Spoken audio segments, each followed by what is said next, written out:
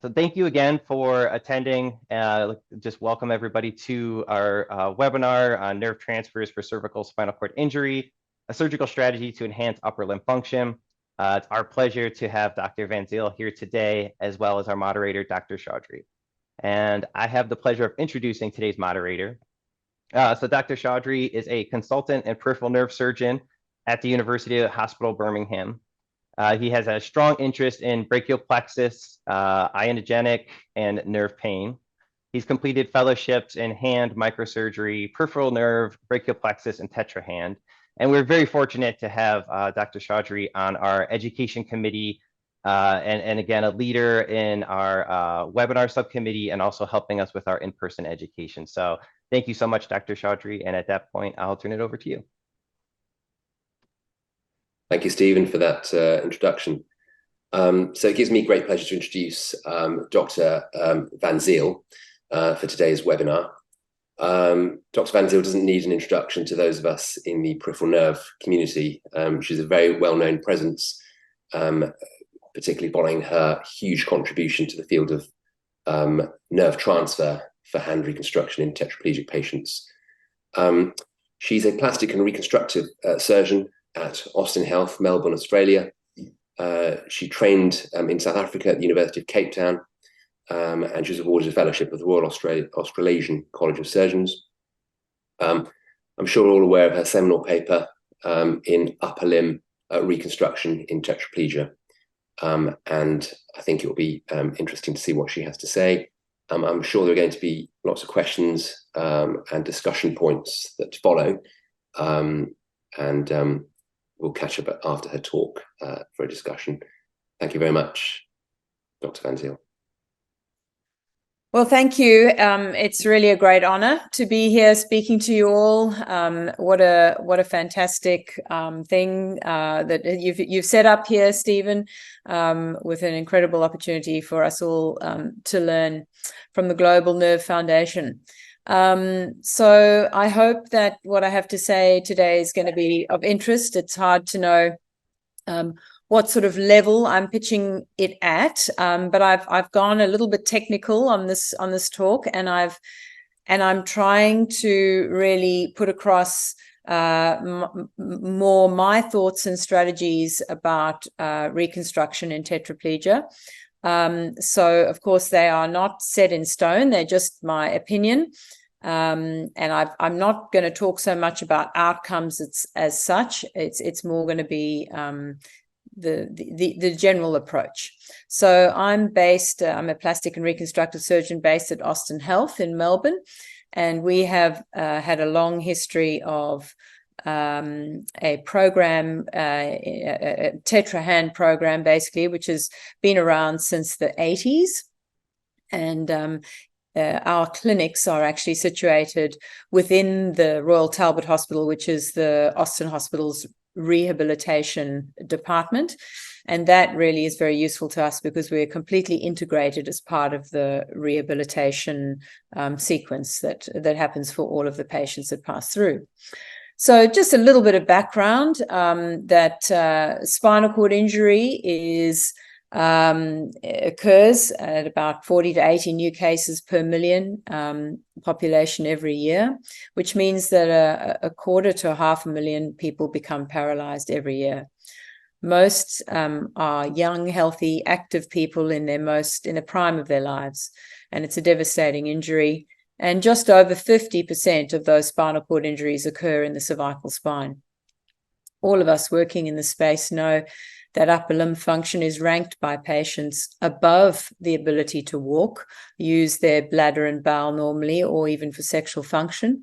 Their hand function is their most prized possession. And so any surgical improvement to the upper limb has a huge impact on independence, mobility, and quality of life. Now, just to quickly whiz through some of the background of tetrahand surgery, prior to the 1950s, few people even survived a spinal cord injury. But after that, with better multidisciplinary coordination of care of these patients, there was survival of these patients, and then they needed to actually function in the community. And so more thought was put into what could be done to optimize their hand function. And the start of tetrahand really was the application of techniques, tendon transfer and tenodesis and arthrodesis techniques used in patients with polio, which were then applied to patients in tetraplegia. And Sterling Burnell was really one of the first people to think about this as a sub-discipline. And then Erik Moberg of Sweden is thought of as setting the foundations for the modern tendon transfer surgery. And these are two key texts, one of Moberg's and then a little bit of the Bible of tetrahand surgery, certainly when it comes to tendon transfers, by Vincent Haynes and Carolyn Leclerc. Now, nerve transfer surgery in spinal cord injury also has a long history, in that the first description of this by Bernassi was in 1965. And there was a couple of papers by Kiewerski in Poland where they looked at a musculocutaneous to median nerve transfer, quite a big series with sort of mixed results. But it was only really in the late 2000s, beginning of the 2010s, that following the resurgence of interest in nerve transfer surgery and brachial plexus, that people started to think about whether this technique could be applied in spinal cord injury. And this image here really represents. This paper was published in 2015, and that was really the sum total of the summary of nerve transfers in spinal cord injury at that point in time. For a slightly more up-to-date review of all of the nerve transfers that we've seen so far in the literature, can be found in the very good paper done by James Ledgard and Claudia Gershwin. So our starting point for the nerve transfers was when we took 3 of the previously described nerve transfers and just put them together, really. We were trying to reconstruct 3 of the main functions of reconstruction in tetrahand, which is elbow extension, hand opening, and then grasp and pinch. And so we took these 3 nerve transfers and applied them simultaneously. And this here is a video of one of our first patients, who's demonstrating all of those abilities to extend his elbow, open his hand, and then grasp and pinch. Yeah.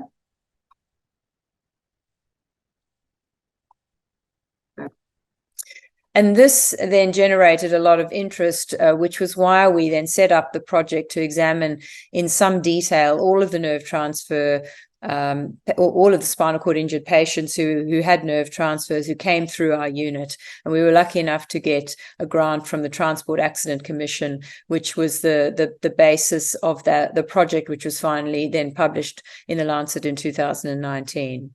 So that's where I'd get you to look for outcomes.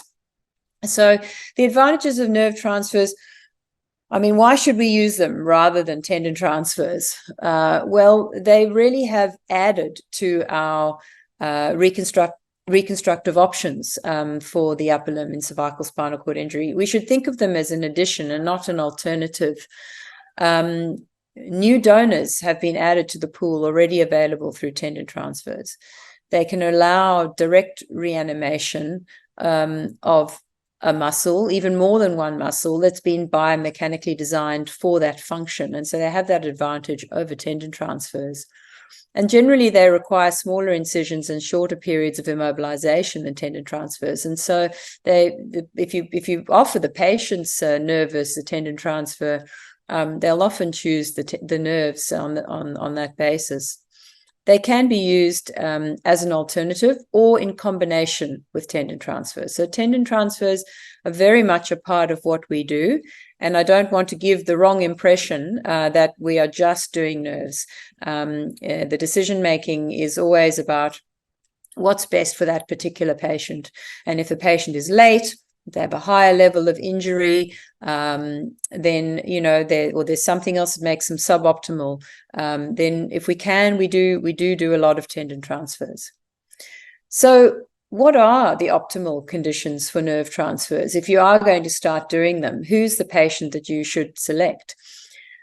Well, your patients need to be cooperative, motivated, with light limbs and supple joints, with a lower level of injury, C6, or International Classification Group 2. Preferably, you want to do them early, 6 months post-spinal cord injury, if you can, but preferably less than 12. If you're choosing a nerve transfer, you want the donor nerve to be as close to target as possible. And if you can do more than one nerve to reconstruct the same function, then by all means do that. I'll talk to you a bit more detail about that later. Donor nerve health is really important. If you're going to choose the donor nerve and you want to know it's healthy, then the muscle of that donor nerve ideally should always have been an MRC grade of 5. We don't want recovered nerves as donor nerves. I mean, if you use them, you have to understand that the prognosis isn't quite as good. In terms of the EMG examination of the donor muscle, 1 or 2 plus fibrillations is still okay, normal or reduced recruitment, but anything more than that, think twice. When you do intraoperative stimulation and you stimulate your donor nerve, you want a nice low stimulation threat. You want it to jump at 0.5 milliamps, and you want it to move through a full range of motion, or at least more than 50% of its range of motion when you stimulate it. And there should, of course, be no additional injury to that nerve, like a brachial plexus or compression injury. In terms of recipient nerve health, again, low stimulation thresholds, good movement on stimulation. And if you want to learn a little bit more about that, I've referenced the paper below. All of the variables that have been highlighted in yellow correlate with an improved MRC grade outcome in your recipient muscle. So the goals, let's move now to what we're trying to achieve in the spinal cord patient. If you need, these are our basic goals. And if you need elbow extension, well, you need it, you've got to reconstruct it. But from then on down, there is definitely a sequence, an order of priority. Number 1 is wrist extension. You have to make sure that your most reliable operation, whether it's a nerve transfer or tendon transfer, goes to wrist. You can't be aiming further down that algorithm. You have to stay, wrist is your paramount priority. Next is grasp and pinch. And once you have a good plan for that, you can think about hand opening. And once you've got all of that covered, if you're lucky enough to have any more donors, you can think about intrinsic function. The International Classification for Surgery of the Hand in Tetraplegia, some of you may be familiar with. And this is basically what it looks like in terms of power. It reflects the segmental innervation, the descending segmental innervation of various muscles as the nerves come off the spinal cord. So a 0 means that no muscle below the elbow is functional. A 1 is brachioradialis is available as a donor, and then a 2 ECRL is present, 3 ECRB, 4 pronator teres, etc. And this grading system is relevant when you're selecting your reconstructive surgeries that you're choosing for a particular patient. I'll show you what I mean more later on. So let's talk about elbow extension. So elbow extension is required in a spinal cord injured patient when they have either no elbow extension or a flicker, or a grade 2 with less than full range of motion at 6 months. If they've got an MRC grade 2 and they can get their arm across gravity all the way through the full range of motion, you might think twice about just leaving them with that. That is quite a functional elbow extension. But elbow extension is important. It allows people to improve their wheelchair push, to throw a ball, to open zips, It makes it easier for them to transfer, reach above their head. It expands their workspace in front of them. You can push the blankets off at night when you're too hot. So do you use a tendon or do you use a nerve? Well, in terms of what do we use a teres minor and or the motor posterior division of the axillary to triceps. Although I must say that having recently spent some time with Bertelli, I'm convinced that we need to be putting more axons into the triceps, and so now the entire division of the posterior division of the axillary nerve is going into triceps, and Bertelli actually adds sometimes a branch to the middle deltoid as well, which is a little fascicle that sort of falls off the anterior division. When we're talking about tendon transfers, we do a deltoid to triceps tendon transfer using hamstring graft. We don't use a biceps to triceps mostly because we like to use our supinator as a donor nerve, and we don't want to take out both the supinators of the arm. We would use a nerve transfer in the ideal patient, as I outlined in the previous slide. So early, less than 12 months, a lower level of spinal cord injury, like a C6. Very healthy nerves. The teres minor, the deltoid has always been normal after the injury. And light limbs. Otherwise, we tend to go for a deltoid to triceps. We don't do bilateral tendon transfers for elbow extension because that puts a patient in a hinged brace for 8 weeks with both arms, which we can't manage. We can't keep them as inpatients, and so that's not an option for us. But we not infrequently do a tendon transfer on one side and a nerve transfer on the other. The advantages that the nerve transfer has over the tendons are, in terms of the patient, are a smaller incision, a sling for 7 to 10 days, as opposed to 8 weeks in a hinge brace, no tendon donor site, and a bilateral reconstruction is easy. Now, I always make sure when I'm doing a nerve transfer to triceps that the anterior division of the axillary nerve, which I'm not using as a donor, does innervate the posterior deltoid. And that means that my posterior deltoid is always available for a salvage if the nerve transfer doesn't work. And I have tested that theory where I've had a failed nerve transfer that we've been able to successfully reconstruct with a deltoid to triceps. So here's a patient with a good result, teres minor to triceps at 2 years with a little weight in his hand. That's funny. Okay, so wrist extension is next down the list. So these are the international classification 1 patients.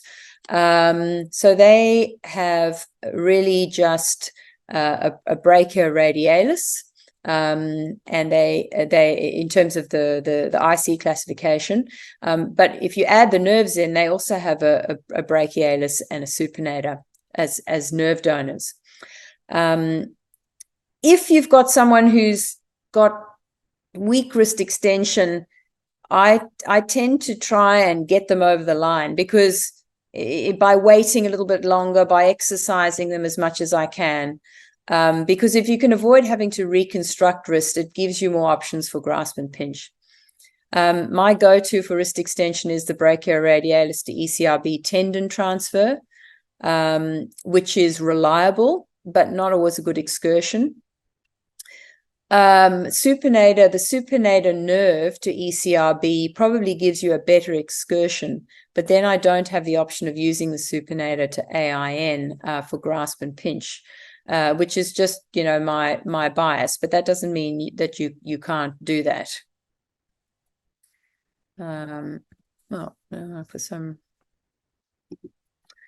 All right, so let's go now on to nerve transfers for grasp and pinch, and then continue on with the various IC levels and talking about what I'm doing at the various IC levels. So you can divide nerve transfers for grasp and pinch into single proximal, the brachialis to AIN, single distal. So when I say distal, I mean distal in the arm, closer to target, the ECRB to AIN, or the supinator to AIN, or the brachioradialis to AIN, which has been described, and I've only done once, and I don't use it because I prefer to keep brachioradialis for wrist or otherwise to augment thumb pinch.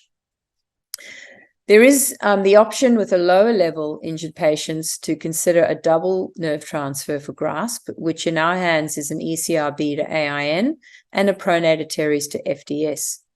And then Sanan Panich has also described another type of double transfer, which is a brachialis to AIN and an ECRB to the ulnar FDP.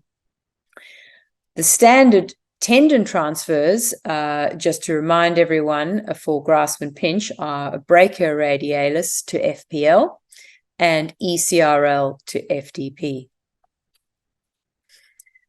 So if you don't follow, or, you know, it's all too boring after this and you start to fall asleep because it's 6 o'clock in the morning for you, these are kind of my take-home messages about grasp and pinch. And nerve transfers. Brachialis to AIN is useful, but really only when there's no other tendon transfer or distal nerve transfer are possible. It's not a super reliable transfer. It's better in the lower level injury patient, but then those are the patients where you've got other options. So it doesn't have a big place in my practice, almost none, but maybe in the IC2 group. Where possible, and when you're lucky enough to have a lower level injury, use distal nerve transfers and use double nerve transfers for grasp if you have that option. If I'm not using brachioradialis as a wrist extensor, I keep it as a second stage tendon transfer to augment grasp or pinch, depending on where it's needed. I use different reconstructions sometimes in different hands. And by that, I usually mean that I've got a supinator to pin for hand opening on both sides, but then I've got a tendon transfer for grasp and pinch in one hand and a nerve transfer for grasp and pinch in the other.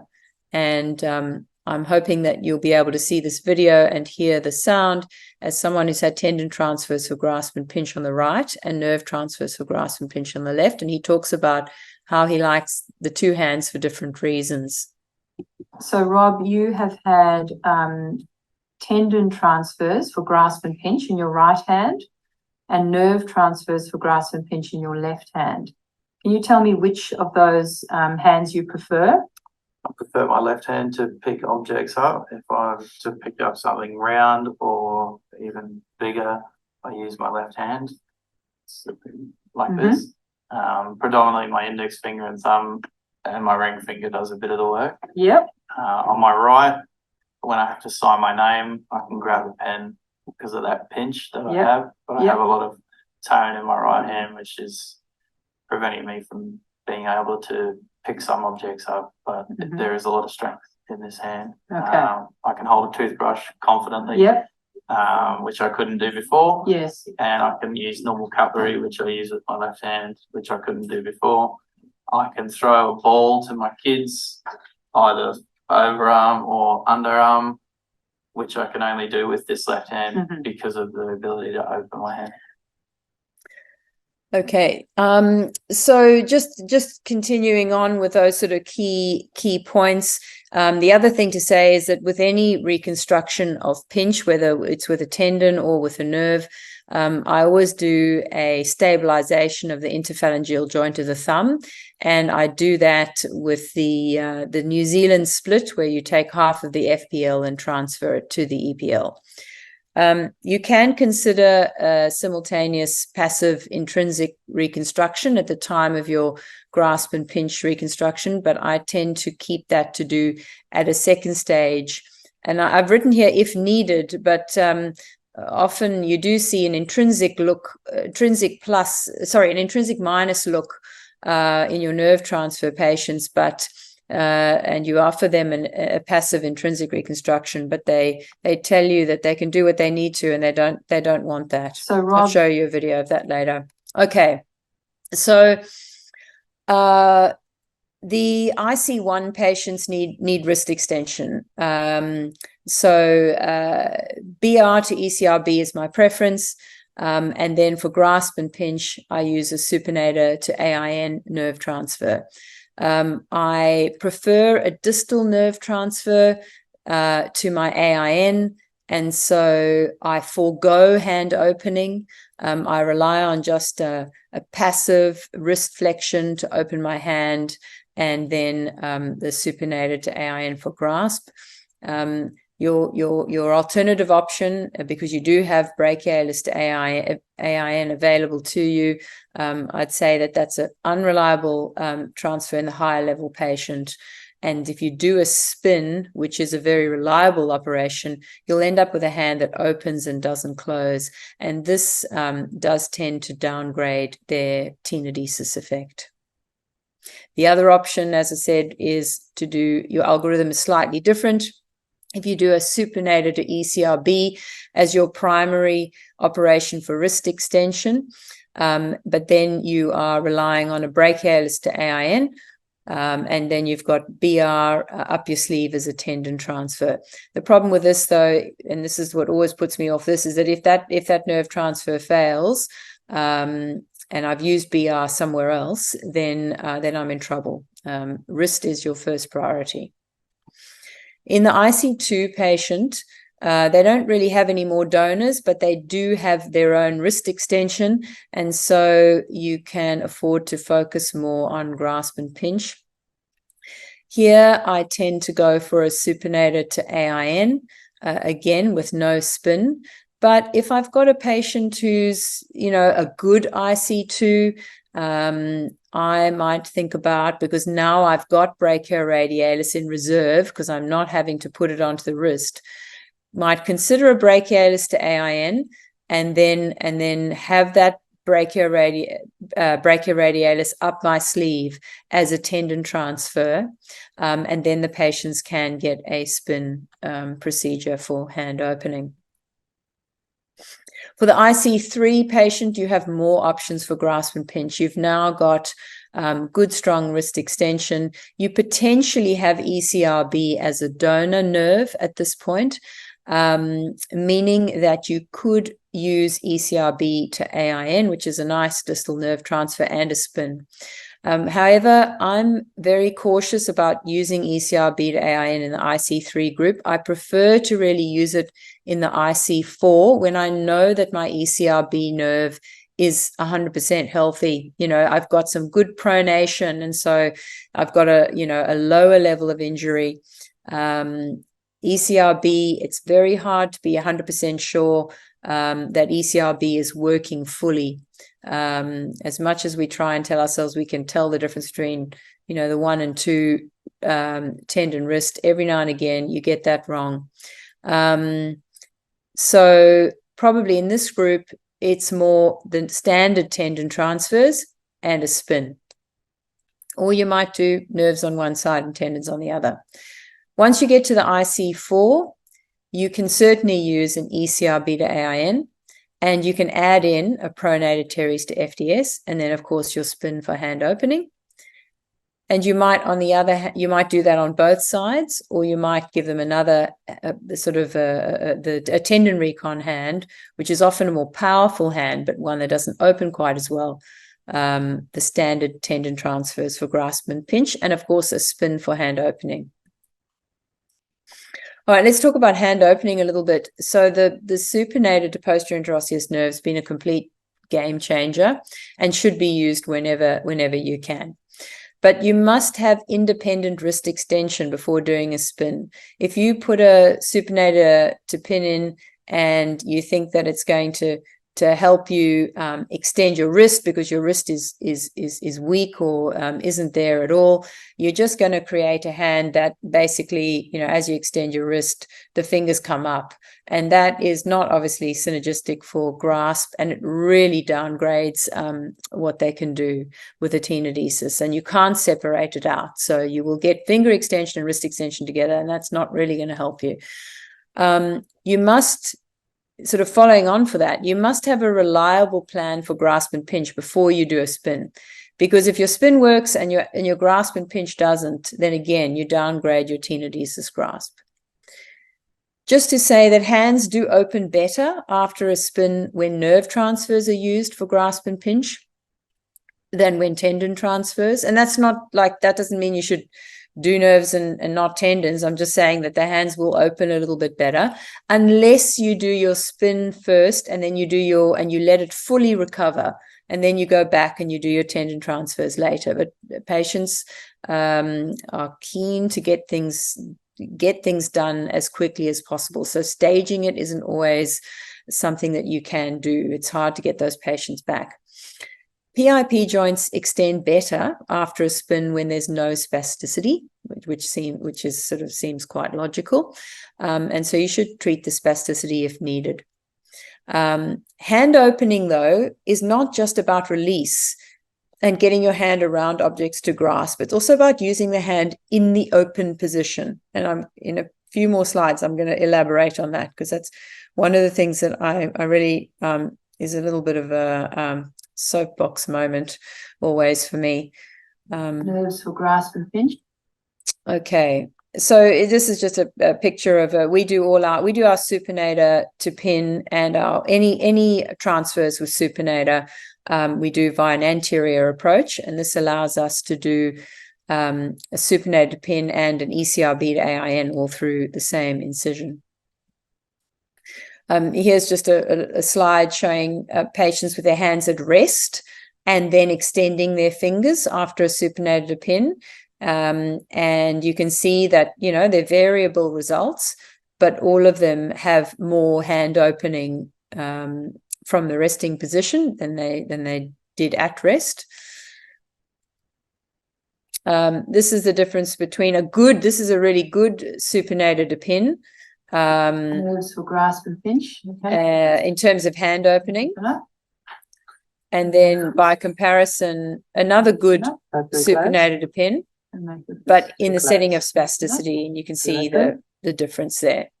So MCP joints still open well, but you definitely don't get any PIPJ extension. And you don't sometimes get PIPJ extension even when you don't have spasticity.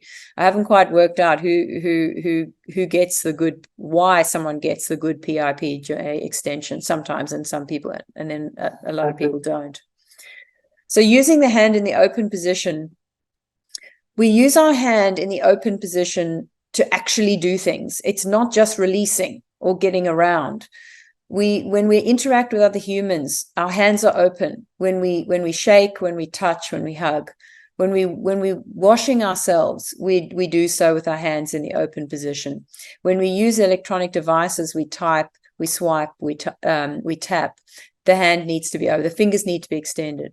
And as the patient before described, catching and throwing balls, you need to be able to have an open hand. And yet we don't have a functional outcome measure to appraise this. Just a word about hand opening when you don't have a spin. There's no good active tendon transfer alternative for the C5-6 patient to the spin. So as I say, use it when you can. But if you don't have it, then passive hand opening needs to be augmented with a surgical tenodesis of the digital extensors. And if you're doing a tendon transfer for pinch and a tendon transfer for grasp, you do need an extensor tenodesis of EPL, rerouted, and of EDC when you're talking about the fingers. But if you're doing a nerve transfer for grasp and pinch, you don't necessarily need an extensor tenodesis. Gravity-aided wrist flexion is usually enough. I say usually because I saw a patient the other day where I was planning a supinator to AIN, and I really had to think again because they really didn't have enough passive hand opening. The nerve transfer patients may need an intrinsic plasty as a secondary surgery, but in the tendon transfer patients, if they're having a tendon transfer for grasp, they should probably have an intrinsic plasty like a house procedure at the same time. Stabilization and positioning procedures have changed a little bit with the advent of nerve transfers. Stabilization of the interphalangeal joint of the thumb is still in, though, for everyone. Tendon or nerve, if you're reanimating flexion of the thumb, you need to stabilize that joint. However, thumb abduction is not necessarily needed if you've got a spin, because you have such great web space opening. So you get around that lack of abduction by just widely opening your web space. So people do use nerve transfer reanimated hands slightly differently to tendon transfer reanimated hands. You can position the thumb with a EIP opponent's plasty after your supinated pin. I mean, it is re-innovated from your supinated pin, but it's probably just a static positioning tenodesis. And then the house procedure remains useful, but I struggle to get my patients to actually allow me to do it on them, because they're using their hands pretty well. And this is a good example. Now, this patient is a patient of mine, and I think their FPL splits pretty terrible, because you can see that it's flexing down. I don't know if it's stretched out or ruptured, but this is often what a nerve transfer reanimated hand will look like. Fairly intrinsic plus. You can just excuse my thumb flexion there. But then, you know, you worry about an intrinsic minus hand not being able to pick things up. And then they do this sort of thing, and they go, no, my hand's fine, thank you. I don't really need an intrinsic plasty. I think we're sort of getting close to time now. So I've got, maybe I'll skip past this. I guess just to say that delayed nerve transfers are possible, late nerve transfers are possible, but you should only do them in muscles that you are able to stimulate preoperatively using surface electrical stimulation. So that indicates there's an upper motor neuron injury to that paralyzed muscle. And then if you take the patient to theater and you stimulate their recipient nerve, that nerve still stimulates and moves well, then those patients are a candidate for a delayed nerve transfer. They don't work as well as early nerve transfers, but if you've got a patient who's like this patient, who didn't have any option for a tendon transfer reconstruction, where we've done supinator to AIN and a brachioradialis to ECRB tendon transfer. So this patient would have no tendon option for grasp and pinch, and he's presented late. Then if we do a nerve transfer and it works, then we give him a grasp. And what he's demonstrating here, better on the right than on the left, is that he's not relying on wrist extension to hold his grasp. He's actually still managing to hold onto that pipe with his wrist flexed. All right. So in summary, with regarding elbow extension, nerve transfers are better better if they're done early in lower level spinal cord injury. You want a good donor nerve, light limbs, and this is the option that is preferred by patients. Wrist extension, you must focus your most reliable donor or your most reliable operation on your wrist extension. That is your priority. With hand opening, do a spin wherever you can, but only when you have independent wrist extension and a reliable option for grasp and pinch. For grasp and pinch, your choice of reconstruction depends on the international classification level. Consider doing different reconstructions in each hand. And by that, I usually mean tendons for grasp and pinch in one and nerves for grasp and pinch in the other. But sometimes it's two different kinds of nerve transfers. Double distal nerve transfers for the lower level injury helps to power up your grasp a bit more. And in terms of intrinsic and balancing procedures, always do an interphalangeal joint stabilization and keep in mind the need for a passive intrinsic plasty as a secondary procedure. Now, I just wanted to show you, because I recently presented at the Microsurgery Congress in Singapore, and the theme was artistry in microsurgery. And I couldn't really think of any artistry of mine, but I definitely could think of some artistry of some of the incredible patients that we see and what they produce with their reanimated hands. Thank you very much. Thank you very much, Dr. van Zyl, for that fantastic talk. So many insights on each area, and I think I'm going to have to listen to that talk again on the recording just to be able to benefit from all of those. There are a few questions on the forum. Before doing that, I wanted to ask a question of my own. Just going back to spasticity, which you touched upon, do you find that some of these patients actually rely on the increased tone that a little bit of spasticity sometimes offers, and how do you clinically judge when that requires treatment and when you might want to actually protect against losing some of that tone? Yeah. So spasticity can help or hinder. And so, you know, it absolutely, especially a little bit of tone in FDS is pretty much, a little bit of tone is always your friend. You know, so you don't, and that's good because you're not usually, say, nerve transferring into FDS. So you often preserve that in addition to a transfer to AIN, and you power up the thumb and the FTP. When do you treat it?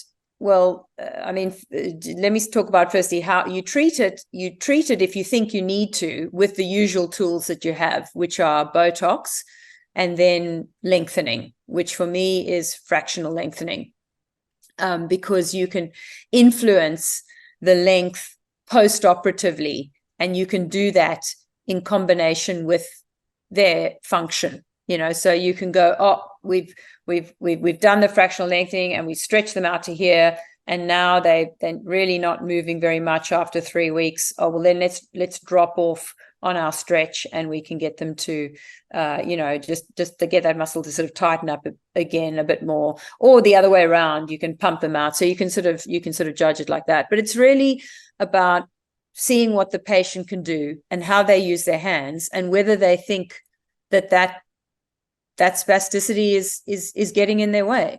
I mean, if you do a supinated a pin and someone's got spasticity, that may help to balance a bit across the hand. And of course, if it's extremely severe, you can take it out of the equation altogether by, you know, if you did say tendon transfer to FDP and you literally cut FDS. So it depends on how severe it is, but it's definitely can be a hindrance, but it can also be a help. Okay, thank you. My other question was about using a re-innervated muscle for a function downstream. I know Jan Frieden describes using the EIP, opponentsplasty, using a re-innervated EIP, and it's tempting to think that that sort of approach opens up extra possibilities, but obviously viability must go down. Do you have any thoughts about any other options for doing that? Any other options for, yeah, well, I guess it's the same, you know, opponentsplasty or abductoplasty was what I had in mind when I first started thinking about exactly what Jan has written about, really. Oh, now we can sort of, we can also, you know, yeah, we can reanimate, and then we can move them to a new position. I mean, obviously that downgrades again your muscle function, but really probably in that example, I think it's probably a tenodesis effect anyway.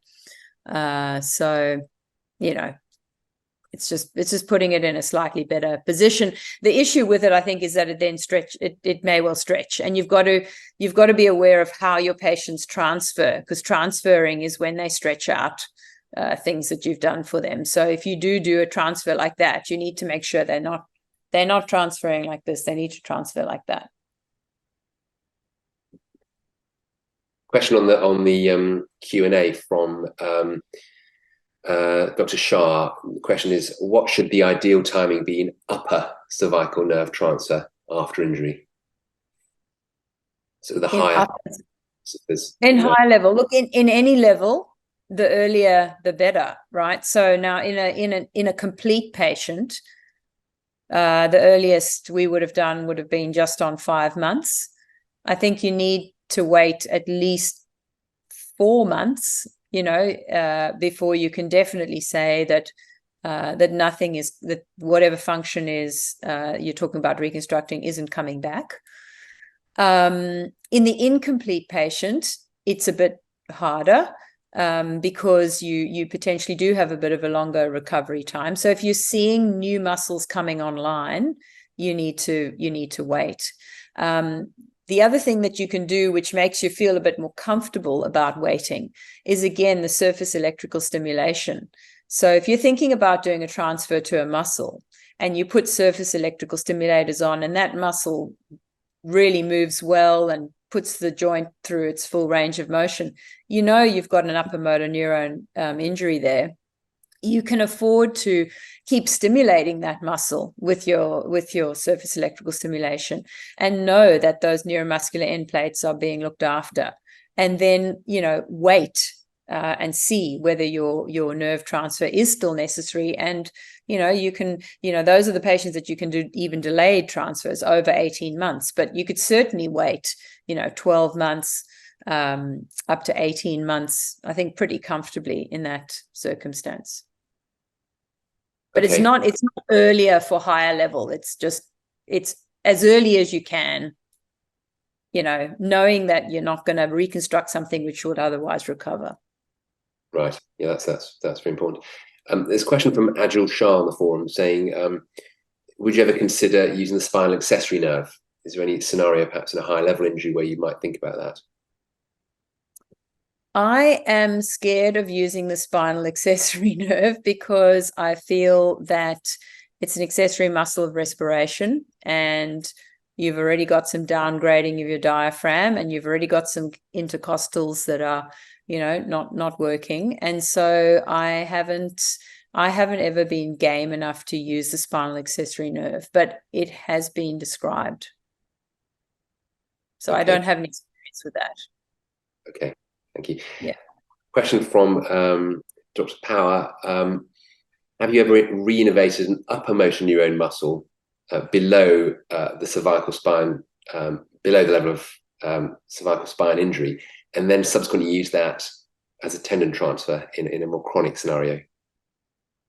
Sort of similar to the question we asked earlier, but more about. And that is kind of the same question, isn't it? I mean, you could do that. I haven't, no, is the answer to that question. I've never nerve I've always trying to reach my target with the nerve, but he might have a particular clinical situation where it's only going to reach if you do it as a tendon transfer.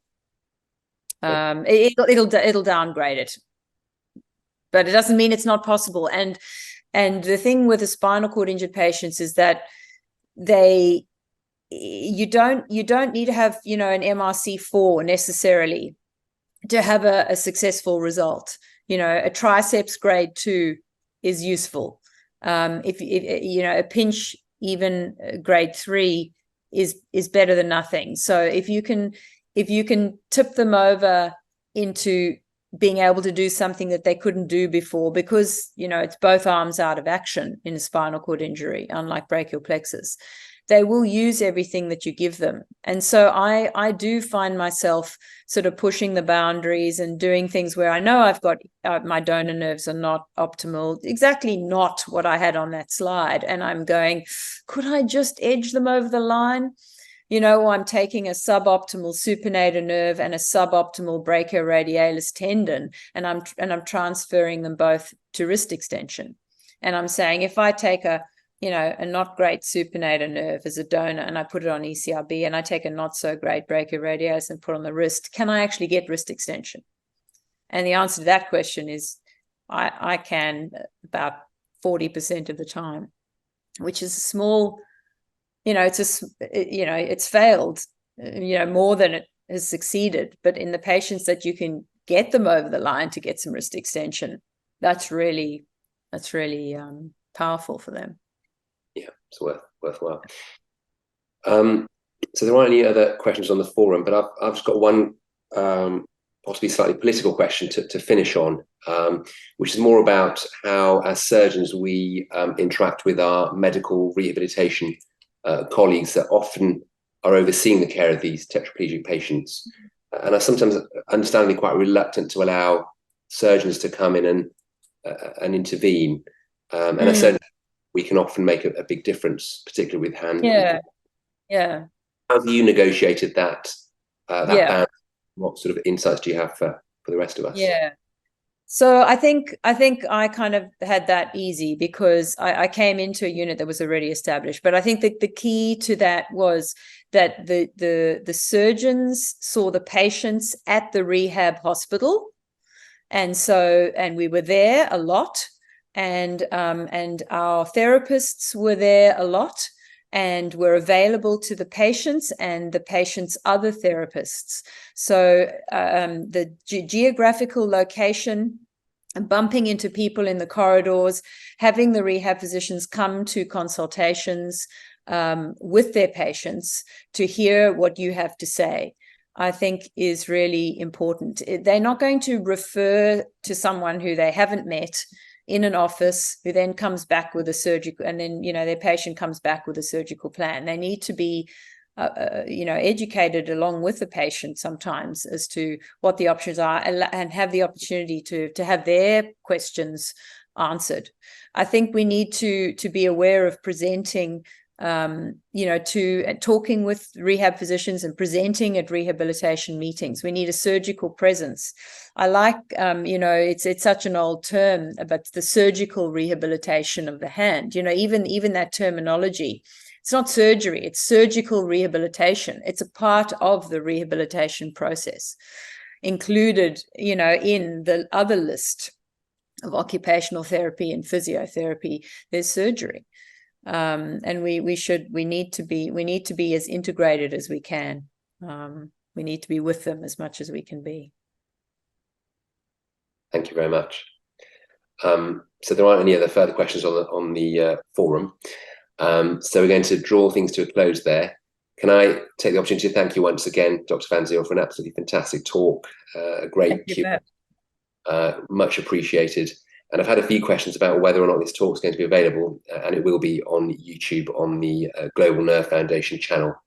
So you can have a second listen, and certainly I'm sure other people will find it of great interest. Thank you once again. No problems. Thank you.